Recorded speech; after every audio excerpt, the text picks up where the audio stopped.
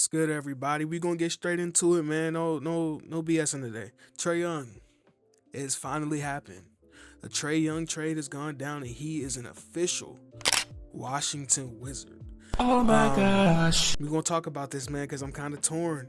I'm split in two directions. On one side, you got the Wizards doing great asset, like flipping assets to be able to get a talent like Trae Young on this team, and in theory, being able to build with him being like a transitional centerpiece. I would probably frame it that way and in that facet and that aspect. Being 28 years old, being able to come into a new situation, be a lead guard for a young team that's looking to ascend in the NBA. This is what something ideal that Trae will want, knowing that Atlanta has moved on from him to Jalen Johnson and moving forward with the good luck that they had getting that pick from New Orleans and seeing what they get in this year's draft. And Trae Young is officially a Wizard, and he's coming to play with these guys. Yeah, there's some tea down here, some basketball, the French flags, you feel me? Little baguettes. I got this from a Wizards game because I go to basketball games sometimes. But for the Wizards side, for the young guys, especially guys like Alex Sarr, Bilal Coulibaly, Bub Carrington, it gives them a guy that will be able to get them good shots. And it's something we'll see probably not in the near future from reading some of the official reports that came out from some of the reporters saying that Trae Young's going to come in and they're going to assess his health first. Being that he hasn't played in a little while, and he's coming off of a knee injury that happened a few months back.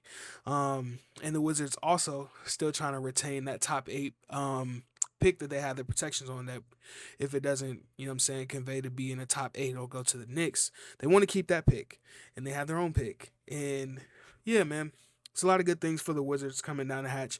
But like I said, I'm torn, because there's another side where I remember a lot of things coming out about Trae Young where it's like, we don't really like playing with Trae Young. He's really selfish, and the good people on Twitter sometimes will call him the dictator for the Atlanta Hawks.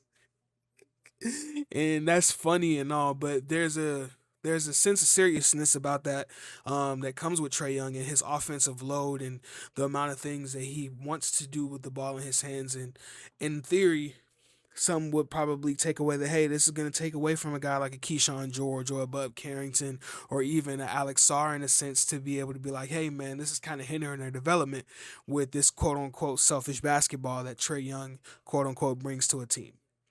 I'm somewhere in the middle, like I said. I think it's great asset management by the Wizards, but I don't know how this is going to play out. The Wizards probably don't right now because they haven't like committed any long-term kind of contract extension or money or anything like that to him as well.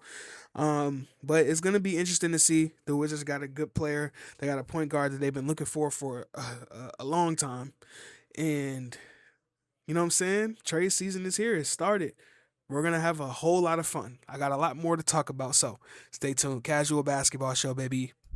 And moving along with this episode, I want to get this done quick. Like I said, there's a lot of basketball on. We got Auburn and Vanderbilt on. I got Kansas State and Arizona on.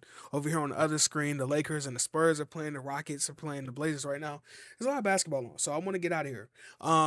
Two things I want to talk about. The Thunder, just finished watching them play. They got a good dub. A get on track dub against the Jazz in overtime. It did take a lot in the Knicks.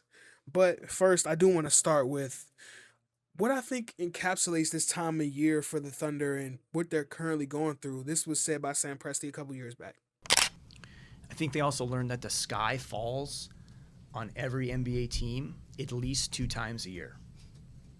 So over 82 games, you will not play well for 82 games. You may play horrible for weeks. It may be a month. You don't want to have several months, but every team, the teams that are still playing right now, the sky fell on this season, and everybody freaked out. And the teams that have sophisticated competitiveness to them understand that while you're going through that, that's the solution. The regression is, okay, You have to keep pounding through this and working through it. And I think if you have the right principles, the right mentality, and the right temperament, you can work through that and become a better player and a better team as a result of that. And I think our guys figured that out. So there's going to be lulls. Can you play through the lulls? Can you block out the noise? Can you not become part of the audience? you know, can you still maintain the perspective of the competitor and not the observer? Because that's your only solution, is to work through it. And I think this kind of thing applies, like you said, to every team in the NBA. And I think there's a few teams that are going through it right now and trying to fight through this piece and things like that. And those teams include the Thunder, who have struggled on offense and specifically with 3-point shooting and being able to get a scoring punch with J-Dub coming back and him still working himself back to trying to be an all NBA player. I think that's kind of one of the many things that's happening here and why they're struggling offensively. Also, just the cumulative 3-point shooting is not there. You know, this is a thing that hindered the Thunder a couple years ago when they were in the pursuit of the championship before last year when they got knocked out by the Mavericks. There's a lot of things like, hey man, this shooting is shaky. You know what I'm saying? And PJ Washington hit threes in that series, and the Thunder weren't able to. And Luka was able to carry Luka and Kyrie were able to carry them guys out of that series and get to the finals and do what they did. But last year was a different story. You know, different things, trades, all that kind of stuff. Things changed very fast, and the Thunder were able to capitalize and take advantage and be great at that time. And that's what they did last year. But this is a whole new year. You got to prove it all the way again, and you have a target on your back. So it's a tough time. This is a really good team that we've seen, and you would want to believe that this is something that they'll be able to get over with them being a great team. Obviously, the 73-9 is out the window for sure. For sure, the 73-9 conversations are out the window. Um, but yeah, man, I think the Thunder will get back on track. They got back on track tonight. Let's see if they can carry that going into All-Star break, and we'll go from there. For the Knicks, they also got back on track with a good dub tonight against the Clippers, snapping their 4-game losing streak. And a lot of their problems actually come from some of the same things that the Thunder had, where they're not getting enough offensive production outside of Jalen Brunson, and they're struggling a lot defensively, and they were giving up a lot of points. They lost by 31 points to the Detroit Pistons, a team that they beat in the playoffs in 6 games last year. And this is a team that's like, hey man, the Celtics are injured, the Pacers are injured, the Cavaliers aren't really doing really well remotely at all based on our expectations on them coming into the season. And this is your opportunity and your chance to be able to, you know what I'm saying, cement yourself at the top of the East. And they've had their struggles, just how they had their struggles last year. And he was like, hey, they can't be the top team last year. And they were able to get over that and shockingly to most of us beat the Celtics in the playoffs. And you know what I'm saying, they gained our trust back. And be like, hey man, the Knicks all right. They all right. They're gonna make it up this year. They're gonna do this, do that. But no, there's real problems there, and there's things that they still need to answer, and they're gonna have to continue to answer if they really want to get to where they want to get to.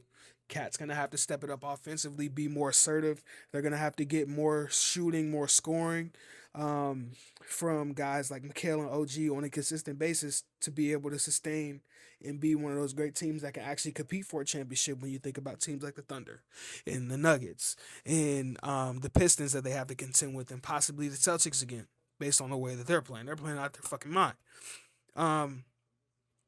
Yeah, man. It's a lot of things. The sky's falling in a couple of places. And the NBA's heating up, man. I'm excited. I'm really, really excited. And there's a couple more things I want to talk about before we get up out of here. If you made this far, leave that thumbs up. You know what I'm saying? Subscribe. Get down in the comments below. Let me know what you think about the videos, things you want me to talk about. You know what I'm saying? Yegor Dimon had a great night tonight. I just want to say that and give my support to Yegor Dimon, because he had a really, really weird profile to me coming into the draft based on his year at BYU, and me going back and watching them there every BYU game, and even watching him when he was playing with Real Madrid in the U18s, U17s, and the AGNT. Weird, really weird. He had 5 threes tonight, and they were all like in the fourth quarter and overtime because he was trying to win them that game. He was hitting step back. He was going crazy, going nuts, nuts. And Paolo came and snatched the game away, like what a star should do. And they got a big dub, and their sky's kind of falling as well. And this is something that they need to get back on track with all the injuries and disappointment that they've had this season. Anthony Black has been a bright spot for them breaking out in a sense to becoming a really, really good rotational NBA player. Um, he might have another couple rungs that he can climb. Based on the numbers that he's putting up in the way that he's playing. Same thing can go for a guy like Peyton Watson. Peyton Watson is hooping his ass off, man. Hooping his ass off, man. Um, yeah. Back to what I wanted to talk about. I said a couple of things on Twitter last week about the Hornets and LaMelo being in a similar situation to a guy like Trae and him possibly being traded or the relationship kind of going south. And I think the best thing for LaMelo right now will probably still be in Charlotte, but being in a lesser role. And not being asked to be the number one scoring and playmaking threat and do all that kind of stuff, and that hampers his defense. And what we've seen recently with consistently Brandon Miller being in the lineup along with Con Knipple, those three guys, I think those are their three core pieces, and they have some good guys around them like Colin Sexton. Miles Bridges is you if you're a fan, you like him 1 minute because he's playing really good, and then sometimes he's just not there. And he's missing all the shots, and he's taking a lot of shots. And then you got rookies, Sion James, Ryan Kalkbrenner, possibly Liam McNeely at some point. PJ Hall, God damn it, he's hooping. It's a lot of guys that's out there hooping, man, and they took a tough L tonight to the Raptors. It was a lot of buzzer beater game winners that have happened tonight. It's a crazy night in the NBA. Salute, best sport in the world.